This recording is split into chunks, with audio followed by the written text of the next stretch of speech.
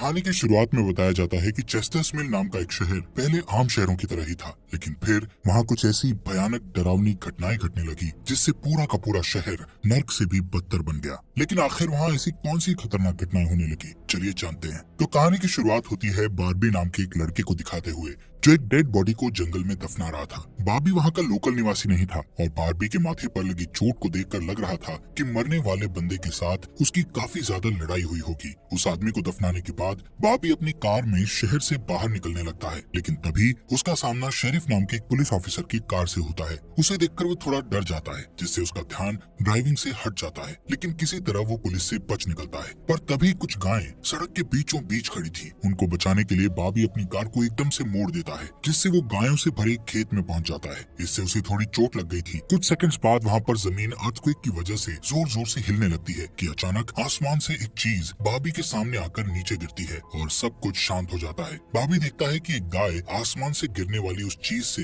2 टुकड़ों में कट चुकी थी। वो डरा हुआ उस चीज को छूने लगता है तो उसे पता चलता है कि वो एक इनविजिबल वॉल है जो इतनी शार्प थी कि इसकी वजह से कई घर भी 2 हिस्सों में कट गए थे। तभी वहाँ जॉय नाम का एक लड़का आकर उससे पूछता है कि तुम ठीक हो या नहीं। वो भी उस इनविजिबल दीवार को देखकर शॉक्ड रह जाता है। दूसरी तरफ शेरिफ और लिंडा को खबर मिलती है कि उस पूरे टाउन की पावर सप्लाई कट गई है, फोन लाइंस बंद हो गई हैं और इंटरनेट भी काम नहीं कर रहा है। यहाँ तक कि सारे सैटेलाइट कनेक्शंस भी काम करना बंद कर गए थे। तभी शहर के ऊपर से उड़ रहा एक प्लेन उस इनविजिबल वॉल से टकराकर क्रैश हो जाता है, जिसे देखकर लोग और भी ज्यादा घबरा गए थे। और ये बात कंफर्म हो जाती है कि ये सिर्फ एक इनविजिबल दीवार नहीं बल्कि एक राउंड शेप डोम यानी गुम्बद है जिसने आधे शहर को कवर कर लिया है। वहीं दूसरी साइड हम एक रेडियो स्टेशन पर फिल और उसकी असिस्टेंट डोडी को देखते हैं जो सिग्नल लाने की कोशिश कर रहे थे। वो दोनों थोड़ा कंफ्यूज थे कि अचानक सिग्नल क्यों चला गया। यहाँ पर फिल को लगता है कि ये अच्छा मौका है उनकी रेडियो रेटिंग्स को हाई करने का, इसलिए वो दोनों सिग्नल को ठीक करने में लग जाते हैं। वहीं एक फायर ट्रक डोम के दूसरी तरफ से आ रहा था, जिसे देख बार्बी ट्रक वाले को इस इनविजिबल वॉल की तरफ इशारा करता हुआ उसे रुकवाकर क्रैश होने से बचा लेता है।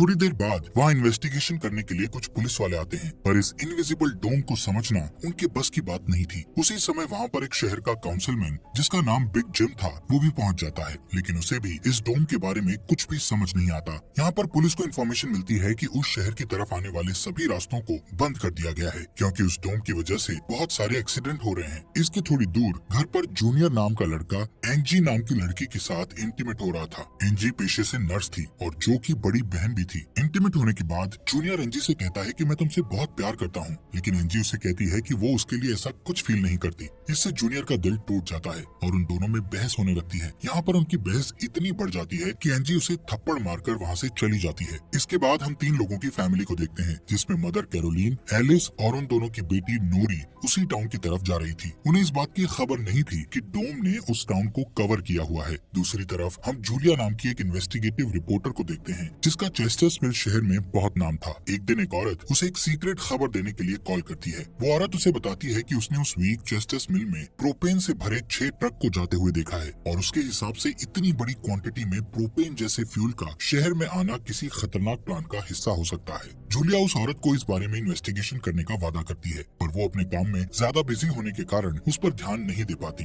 वहीं बिग जिम रेडियो स्टेशन जाकर इमरजेंसी की अनाउंसमेंट करता है। कैरोलीन जो एलिस और नॉरी के साथ शहर में आ रही थी ये अनाउंसमेंट सुन लेती है, पर उन्हें लगता है कि ये किसी तरह का एडवर्टीजमेंट है, इसलिए वो इस अनाउंसमेंट पर ध्यान नहीं देती और उनकी कार डोम से टकराते टकराते बचती है, क्योंकि उससे पहले दूसरी तरफ से आ रहा एक ट्रक डोम से टकराकर क्रैश हो जाता है, जिसे देखकर वो तुरंत अपनी कार की ब्रेक लगा देती है। इतने बड़े इंसिडेंट को देखकर नॉरी के दौरे पड़ने लगते हैं, जिससे वो बेहोश हो जाती है, लेकिन बेहोश होने से पहले वो किसी पिंक स्टार के बारे में कहती है। अब यहाँ से नॉरी को जल्दी से हॉस्पिटल में ले जाया जाता है, जो कि टाउन में होने वाली घटनाओं से घायल हुए लोगों से भरा पड़ा था। वहीं जूलिया और बार्बी घायल हुए लोगों को हॉस्पिटल ला रहे थे। इसी हॉस्पिटल में जूलिया का हस्बैंड भी डॉक्टर था। वो उससे मिलने जाती है, लेकिन उस वक्त उसका हस्बैंड हॉस्पिटल में नहीं था। हॉस्पिटल में जूलिया को पता चलता है कि उसका हस्बैंड संडे को कभी काम नहीं करता था, पर वो जूलिया को हमेशा झूठ बोलता आ रहा था। हॉस्पिटल के बाहर हम बार्बी और एंजी को मिलते हुए देखते हैं। दोनों को साथ देखकर जूनियर के अंदर एक अलग सी जलन पैदा होती है। वहीं अब टाउन के बॉर्डर्स को सैनिकों द्वारा सील कर दिया जाता है। बहुत सारे साइंटिस्ट और एक्सपर्ट्स को भी इस अजीबो गरीब मुसीबत का असल कारण नहीं पता चलता। पर कुछ घंटों बाद बिग जिम प्रोपेन के बारे में बात करने के लिए शेरिफ से मिलता है। यहाँ पर उनकी बातों से हमें पता चलता है कि उनको इस डोम के बारे में पहले से थोड़ा बहुत पता था, पर वो इस पर खुलकर बात नहीं कर रहे थे। वहीं बॉबी को उस टाउन में एक दिन के लिए रुकना था, पर उसके पास ठहरने के लिए कोई जगह नहीं थी, इसलिए वो अपनी कार में ही रात बिताने का फैसला करता है। तभी जूनियर उसके पास आता है और उसे एंजी से दूर रहने को कहता है। धीरे धीरे उसकी बात धमकी में बदल जाती है। बॉबी हैरान होता है कि आखिर उसकी गलती क्या है। इसी बीच वहाँ जूलिया आ जाती है, जिससे वो झगड़ना बंद कर देते हैं। यहाँ से सीन शिफ्ट होता है और हम देखते हैं कि टाउन के ऐसे हालात से लापरवाह होकर एक जगह कुछ टीनेजर्स पार्टी कर रहे थे। इनमें जॉय भी था। जॉय एक लड़के से वहाँ के हालात पर बात करने लगता है, लेकिन अचानक जॉय को दौरा पड़ने लगता है और वो पिंक स्टार के बारे में बोलने लगता है, जैसे कि पहले नॉरी ने बोला था। वहीं जॉय की बहन एंजी घर पर अकेली होती है। तभी अचानक उसके घर में जूनियर घुसकर उसको किडनैप करके अपने फादर के टूटे फूटे शेल्टर में ले जाता है। यहाँ पर वो उसे बताता है कि मुझे पता है शहर को कवर किए इस डोम के बारे में। यहाँ पर एंजी को उससे ये भी पता चलता है कि बिग जिम ही जूनियर का फादर है। जूनियर एंजी को ये भी बताता है कि उसके फादर अपनी फैमिली की सुरक्षा को लेकर हमेशा चिंतित रहते थे, इसलिए उन्होंने फैमिली के लिए ये शेल्टर बनाया था। वहीं दूसरी साइड जूलिया बॉबी को अपने घर में ठहरने के लिए लाती है। तभी अचानक बॉबी की नजर उसके हस्बैंड की फोटो पर पड़ती है और उसे रियलाइज होता है कि ये वही आदमी है जिसे उसने सुबह मारा था। दूसरी तरफ लिंडा और शेरिफ सभी व्हीकल्स पर नजर रख रहे थे ताकि कोई भी गलती से इस डोम से न टकरा जाए। तभी अचानक शेरिफ को अटैक आ जाता है और वो वहीं पर मर जाता है। अब यहाँ से हमें सुबह की घटना फ्लैशबैक में दिखाई जाती है, जहाँ बॉबी टाउन में जूलिया के हस्बैंड जो डॉक्टर थे उनसे मिलने आया था। वो उनसे कुछ पेमेंट की बात करता है, पर डॉक्टर उसे पेमेंट देने से इनकार कर देता है, जिस वजह से उन दोनों में झगड़ा हो जाता है और एक्सीडेंटली बॉबी उसे गोली मार देता है। बॉबी जानता था कि भले ही उसने उसे गलती से मारा है, पर उसे इसकी सजा मिलेगी और इससे बचने के लिए उसने उसकी बॉडी को जंगल में दफना दिया। वहीं प्रेजेंट में सुबह उठकर बारबी देखता है कि उसके गले की चेन गायब है, तो वो जूलिया से इसके बारे में पूछता है। जूलिया उससे कहती है कि वो उसकी चेन को ढूंढकर उसे दे देगी, पर तभी बॉबी को याद आता है कि वो चेन उस केबिन में ही गिर गया था जहाँ उसने उसके पति को मारा था। उधर जॉय अपने फ्रेंड बेन के साथ था, जिसने पिछली रात सीजर के वक्त उसकी मदद की थी।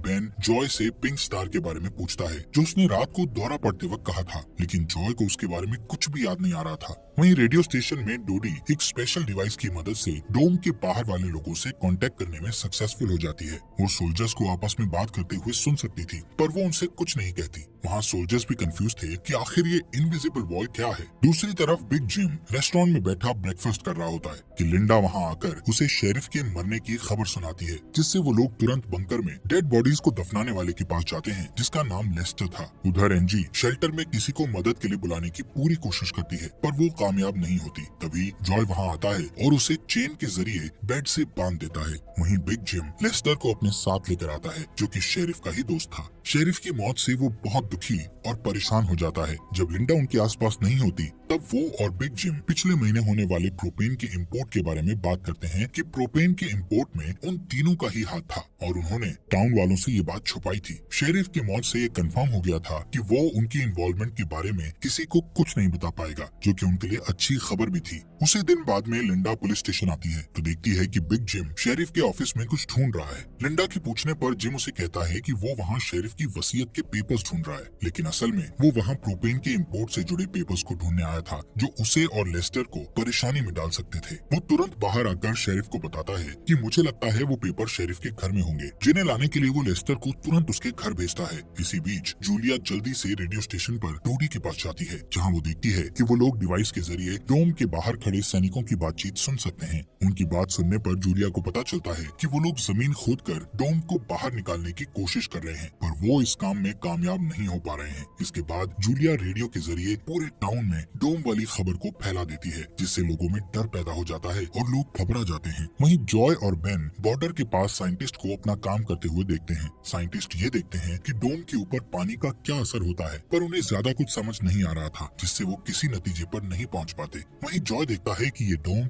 एक छलनी की तरह है। वो बेन से बताता है कि इस डोम में से बिल्कुल मामूली सा पानी आर पार जा सकता है। दूसरी ओर बार्बी अपनी चेन ढूंढने जूलिया के हस्बैंड डॉक्टर के केबिन में जाता है। वहाँ उसे उसका चेन मिल जाता है, पर तभी जूनियर वहाँ आकर उसे देख लेता है। जूनियर उससे पूछता है कि क्या तुम एंजी के साथ सोए थे। यहाँ पर बार्बी को लगता है कि शायद उसने उसे चेन ढूंढते हुए देख लिया है और इसीलिए वो जूनियर को ऐसे ही वहाँ से जाने नहीं दे सकता था, इसलिए वो जूनियर को बहुत बुरी तरह से पीटने लगता है। वहीं हम देखते हैं कि लेस्टर शेरिफ के घर पहुंचकर प्रोपेन इंपोर्ट के पेपर्स को ढूंढने लगता है। कुछ टाइम बाद उसे वो पेपर्स ड्रॉवर में मिल जाते हैं, तभी वो उन्हें जला देता है। जब वो वहाँ से जाने लगता है तो उसका पैर लगने से पेपर्स की आग घर के पर्दों पर लग जाती है, जिससे आग की लपटें पूरे घर में फैल जाती हैं और पूरा घर जलने लगता है, जिसे देखकर जल्दी ही बहुत सारे लोग जमा हो जाते हैं और आग बुझाने की कोशिश करते हैं, पर फायर ट्रक के बिना आग बुझाना नामुमकिन था। अगर वो लोग घर को जलने देते तो डोम के अंदर का टेम्परेचर बहुत बढ़ जाता, जिससे लोगों की जाने भी जा सकती थी, इसलिए सब मिलकर आग बुझाने में लग जाते हैं। बाबी लोगों को आग बुझाने में लीड करता है। तभी लिंडा को घर के अंदर से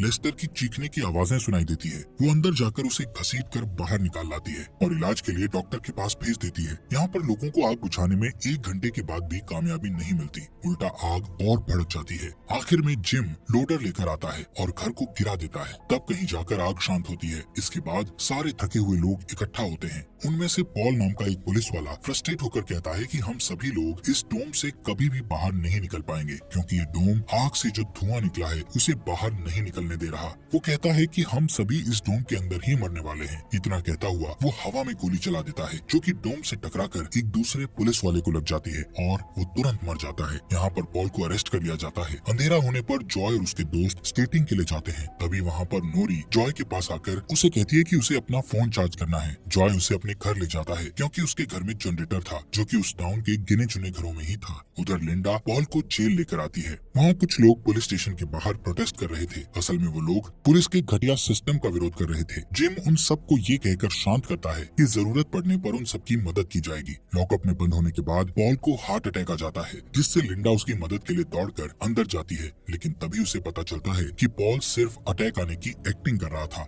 इसी मौके का फायदा उठाकर पॉल उसे धकेलकर उसे लॉकअप में बंद करके वहाँ से भाग जाता है। इधर बंकर में जूनियर फिर से एनजी के पास जाता है। एनजी समझ चुकी थी कि अगर उसे यहाँ से निकलना है तो उसे जूनियर को झूठे जाल में फंसाना पड़ेगा, इसीलिए वो उससे अपने बचपन की यादें साझा करती है, जब वो दोनों एक बंद टनल में जाया करते थे, और कहती है कि हो सकता है डोम का टनल पर कोई असर नहीं हुआ हो, तो वो लोग बाहर जा सकते हैं। यहाँ पर एनजी सोचती है कि अब वो उसके प्यार के जाल में फंस गया है तो शायद वो उसे छोड़ दे, लेकिन ऐसा कुछ नहीं होता। जूनियर अकेले ही उस टनल में जाने का प्लान बनाता है। वहीं जिम जब पुलिस स्टेशन में आता है तो पॉल की जगह लिंडा को लॉकअप में बंद देखता है। वो तुरंत उसे लॉकअप से बाहर निकालता है। उन्हें पता चलता है कि पॉल अपने साथ एक राइफल और कुछ गोलियां लेकर गया है। लिंडा तुरंत उसकी तलाश में जंगल की ओर निकल जाती है, क्योंकि उसे पता था कि पॉल अक्सर शिकार करने जंगल की तरफ जाया करता था। वहीं जिम पॉल को पकड़ने के लिए एक टीम तैयार करता है। उधर रेस्टोरेंट में बैठी कैरोलीन को नॉरी की फिक्र हो रही थी, क्योंकि वो पिछली रात अपनी दोनों मदर्स को बिना बताए जॉय के घर रुक गई थी। वहीं जिम